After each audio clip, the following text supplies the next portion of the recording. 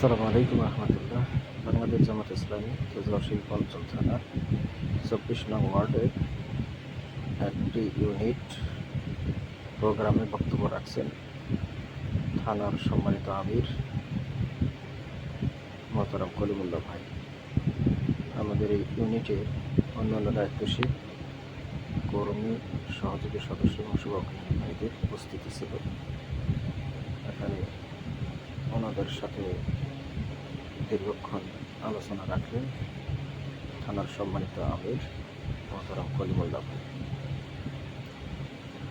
সর্বোপরি কথাগুলি এখানে চলে আসছে ঈমান, আমল, আকীদা এবং নির্বাচনমুখী দল হিসেবে বাংলাদেশ জামাত ইসলামীর করণীয়, বর্জনীয়, পালনীয় সমস্ত কিছু নিয়ে আলোচনা করা হলো এবং নির্বাচনের যে প্রস্তুতি, সে কোরআন হাদিসের আলোকে নির্বাচন সংক্রান্তে আলোচনা করলেন তেজগাঁও শিল্পাঞ্চল থানার সম্মানিত আমির মোহতারাম কলিমুল্লাহ ভাই।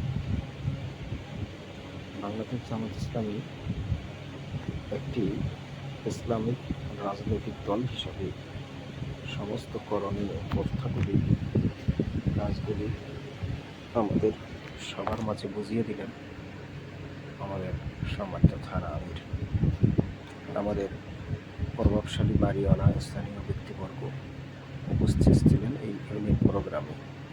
ইউনিট প্রোগ্রামটি শুরু হয় গতকাল বাদ পেশায়।